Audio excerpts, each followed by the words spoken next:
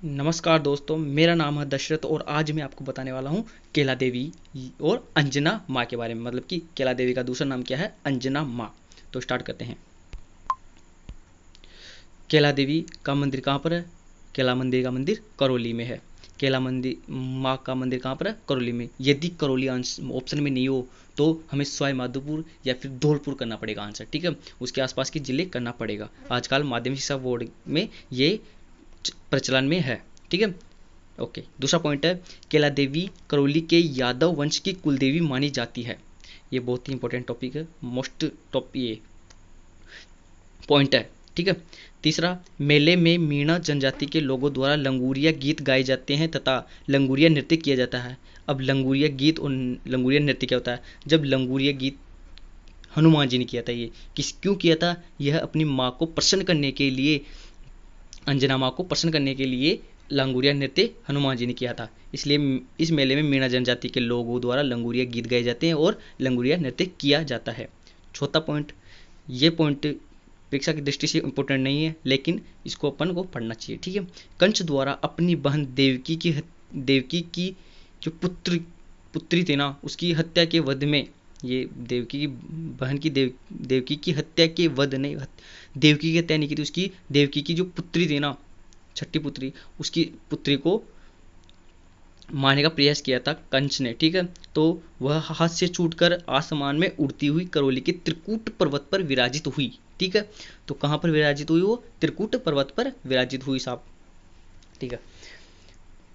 जब हनुमान जी ये जो नृत्य है वो हनुमान जी से संबंधित है, लंगूरिया।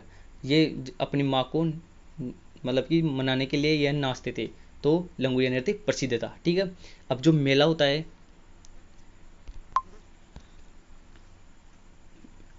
ओके आगे चलते हैं। जो केला देवी का मंदिर काली सिंध नदी के तट पर बना हुआ है। कहाँ पर बना हुआ है? ये देख लो, इधर दर्शन भी कर लो आप साइड में। ये केला देवी का मंदिर है, आराम से दर्शन कर सकते हो, कोई दिक्कत नहीं है। बोले केला देवी माँ की जय। कैसे केला कैसे करौली, याद करना हो तो, ठीक है। ओके, तो मेला जो केला देवी है उसका जो मंदिर है वो काली सिंध नदी के तट पर करौली में बना हुआ है। एक तो काली सिंध नदी होती है और एक काली सील नदी है, ठीक है। ये काली सिंध नहीं है, ये काली सील नदी है, ध्यान रखना। मेला चैत्र शुक्ल अष्टमी के दिन नवरात्रों में लगता है। कब लगता है? नवरात्रों में लगता है साहब। इस मेले को राजस्थान का लक्की मेला कहते हैं। अब लक्की मेला किसे कहते हैं? लक्की मेला उसे कहते हैं जब लाखों की भीड़ में मतलब यात्री उपस्थित हो। यानी कि जो ये मेला होता है ना, ये साल में 2 बार भरता है, एक, ठीक है। जब ऐसा मेला जो साल में 2 बार भरता है और वहाँ पर लाखों की पब्लिक उपस्थित हो तो उसे क्या बोलते हैं? लक्की मेला, ठीक है। तीसरा पॉइंट, राजस्थान का दूसरा लक्की मेला खाटू श्याम जी का मेला है, ठीक है। राजस्थान में सर्वाधिक पूज्य लोक देवी है ये इतना सा इंपॉर्टेंट टॉपिक है, इसको याद करना है, ठीक है। Okay, next.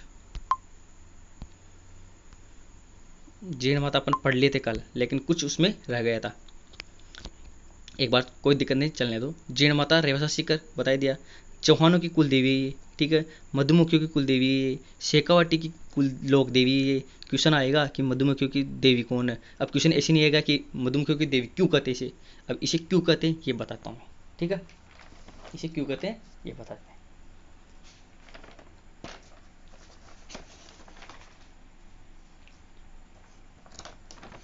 जब ये जो जो मधुमक्खी होती इसकी क्यों बोलते इसको, जब ये जो औरंगजेब की जो सिपाही थे वो जब मंदिर तोड़ने आ रहे थे ना इसका, जीण माता का, उस टाइम क्या हुआ कि जो ये जो माता है ना, उस वो मधुमक्खी रूप में जो जो इसका मंदिर तोड़ रहे थे सिपाही, उसके मतलब कि उनको ये डस गई या खा गई, तो इसलिए इसे मधुमक्खियों की देवी बोलते हैं। मधुमक्खी का रूप धारण किया था उसने, ठीक है।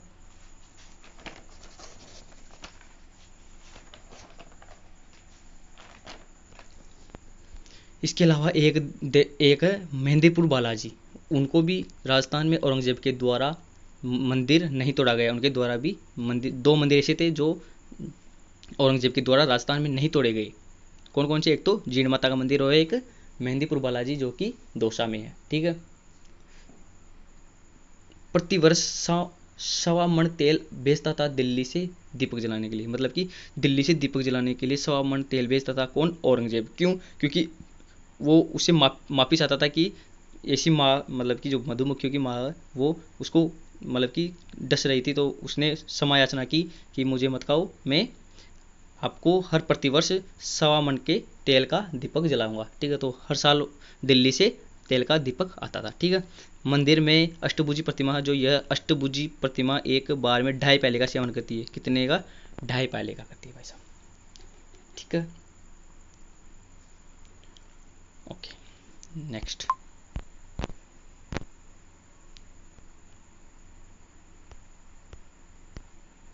जीण माता, अच्छा, जो जीण माता है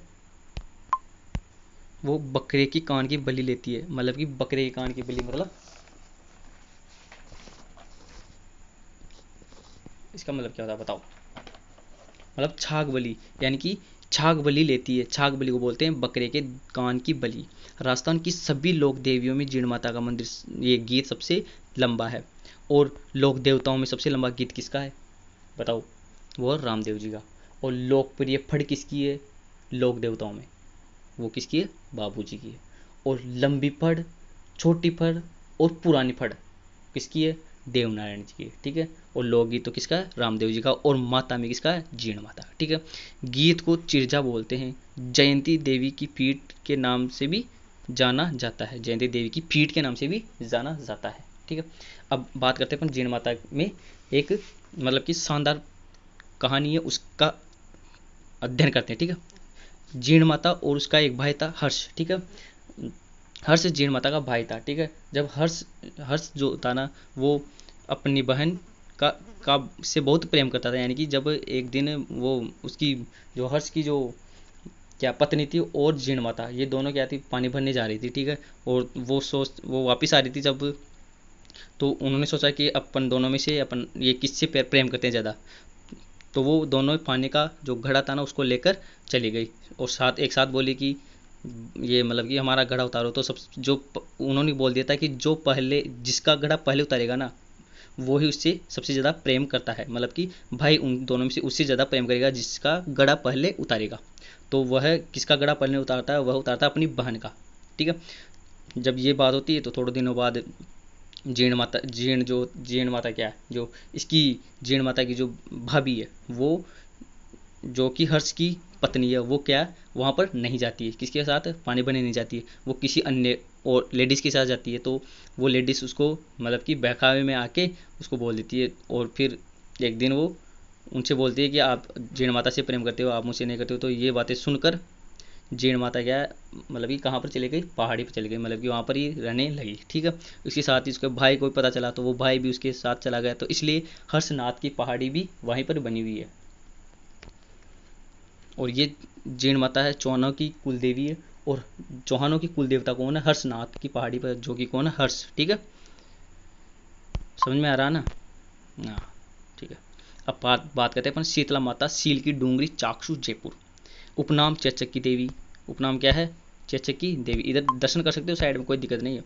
उपनाम क्या है? चेचक की देवी। बच्चों की संरक्षिका, सैंडल माता, महामाई। जैसे किसी बच्चों को महामाई छा जाती है, मतलब कि यहाँ पर जो अपना जो शरीर होता है उस पर पूरे छपक वो हो जाते हैं, मतलब वो जो बोलते हैं ना टिप्स, पिंपल्स होते हो जाते हैं, उसको बोलते हैं। ठीक है,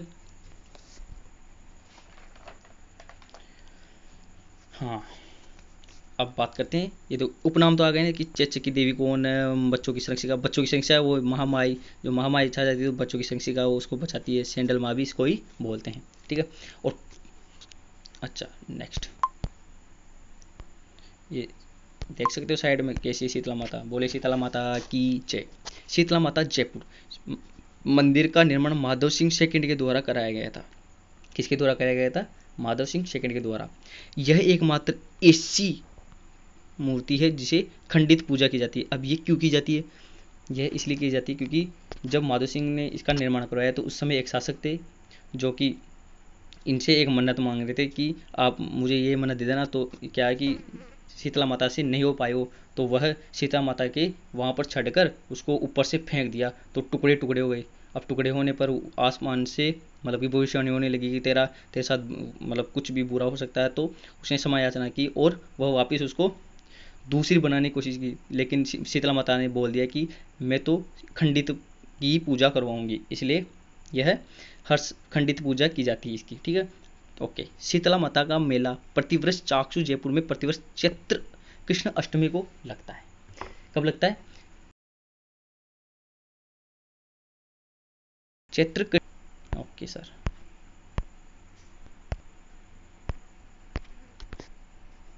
अब बात करते हैं अपन शीला देवी। किसकी बात करते हैं? शीला देवी की। शीला देवी में भी कोई इंपॉर्टेंट है कैसे नहीं है। शीला देवी आमेर की कछवाहा शासक मानसिंह पष्ट की क्या थी? एक मिनट। ओके। जो मंदिर का निर्माण जयपुर के कछवाहा शासक मानसिंह पष्ट के द्वारा करवाया गया। किसके द्वारा कराया गया? जयपुर के कछवाहा शासक मानसिंह पष्ट के द्वारा करवाया गया। अब शीला देवी की काले रंग की मूर्ति बंगाल से केदार से छीन कर लाई, मतलब केदार से युद्ध करके ये जो ये मानसिंह पष्ट है वो बंगाल से छीन कर ले गए और यहाँ पर आमेर में स्थापित कर दी।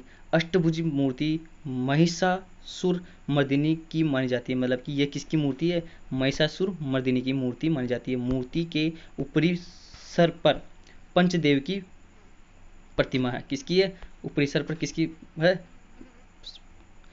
पंचदेव की प्रतिमा उपस्थित है, ठीक है। तो दोस्तों कैसा लगा आपको वीडियो? यदि आपको वीडियो अच्छा लगा और आपने वाकई कि हाँ अच्छा लगा अपन को, और इसको शेयर करना चाहिए। पिछला वीडियो को बहुत सारे लोगों ने रेस्पॉन्स दिया और बहुत सारे, मैंने नहीं सोचा था कि इतने लाइक आएंगे, लेकिन बहुत सारे लाइक आए इस पर। मतलब कि अपना स्टार्टिंग चल ही रहा है, आपको जल्दी से मतलब कि अपने 1000 सब्सक्राइबर कर देने हैं, जिससे अपन लाइव क्लासेस ले सके, अपने अट्रैक्टिव हो पाए। यूट्यूब ने ऐसा ये जो बना दिया है रूल कि 1000 सब्सक्राइब के बिना आप लाइव क्लासेस नहीं ले सकते या लाइव स्ट्रीम नहीं करा सकते। तो मैं आपसे रिक्वेस्ट करता हूँ कि जल्दी से जल्दी अपने 1000 सब्सक्राइबर हो, और मैं ऐसी ट्रिक लाऊंगा कि आपको बहुत मज़ा आएगा, ठीक है। और आपने ट्रिक देखी नहीं होगी, मेरे को ऐसा लग रहा है कि क्योंकि मैं खुद बनाऊंगा तो देखोगे कहाँ से, ठीक है। तो अपन तो अभी देवियों में पढ़ रहे हैं और बात करते हैं अपन नेक्स्ट टॉपिक की, या तो लोक देवता पढ़ेंगे। अब देवियों में अभी तो बहुत सारी देवी नहीं रही, लेकिन उनको अब एक एक बारी में पढ़ेंगे जिससे अपन को याद हो जाएगी। वो तो ऐसे याद करेंगे जैसे कि कैसे केला कैसे करौली याद हुई ना, वैसे। तो थैंक यू दोस्तों, बहुत बहुत धन्यवाद देखने के लिए, थैंक यू।